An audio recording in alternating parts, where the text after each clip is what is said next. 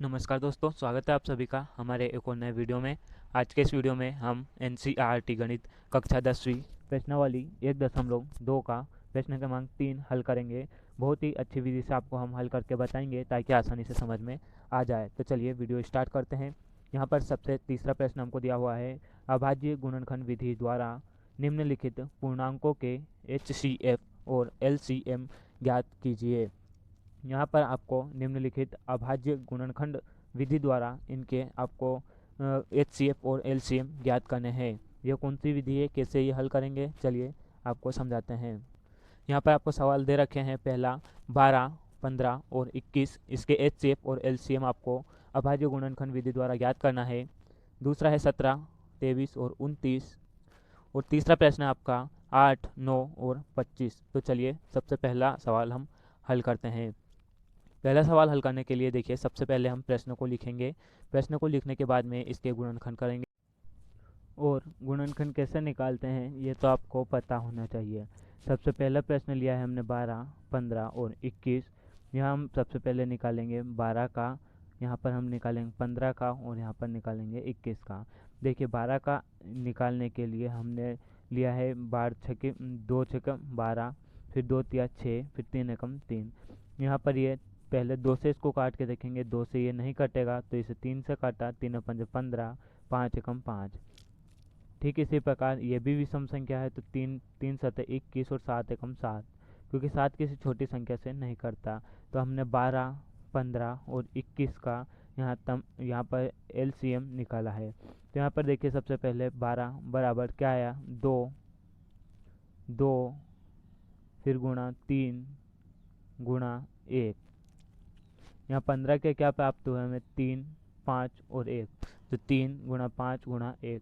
यहाँ पर 21 के क्या प्राप्त हुआ हमें, 21 के 3, 7 और 1, यहाँ पर 3 गुणा 7 गुणा 1। इसके बाद हम लिखेंगे, इसलिए HCF बराबर 3 गुणा 1 बराबर 3। ये क्यों आया है, अब इसे समझिए। HCF क्या होता है, जो सभी में कॉमन हो। देखिए इसमें 2 इसमें है लेकिन इसमें नहीं है, तो ये HCF नहीं होगा। इसके बाद 3 है तो 3 इसमें भी है, इसमें भी है, इसमें भी है। देखिए यहाँ पर हमें तीनों में 3 दिख रहा है, 3 इसमें भी है, इसमें भी है और इसमें भी है। तो 3 पहले हम 3 लिख लेंगे। इसके बाद और भी कोई संख्या है क्या, तो एक इसमें भी है, एक इसमें भी है, एक इसमें भी है, तो गुणा 1 बराबर 3। जो तीनों में सभी में संख्या हो वह हमारा HCF होता है। तो 3 गुणा 1 बराबर 3।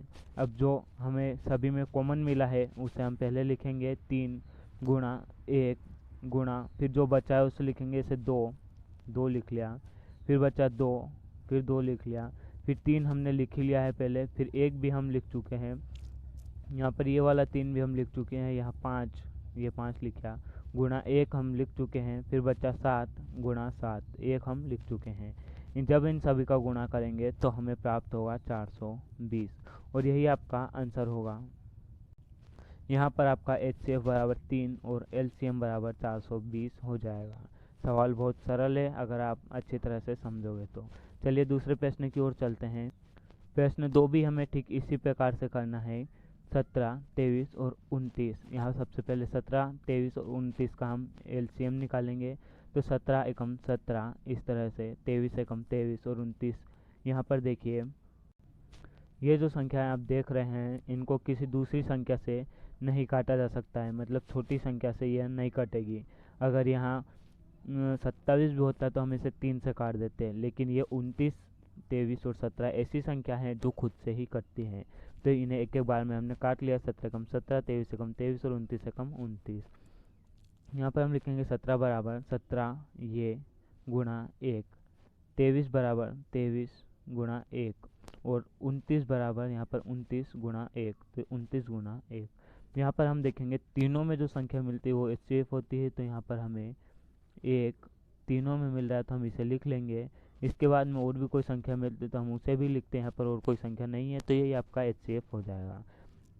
अगर बात करें LCM की तो यहाँ पर सबसे पहले जो तीनों में मिल रहा है उसे हम लिखेंगे। इसके बाद गुणा में जो बची हुई संख्या है उन्हें लिखेंगे, जैसे 17 गुणा 23 गुणा 29 बराबर करने पर ये 11,329 होता है और यही आपका आंसर हो जाएगा।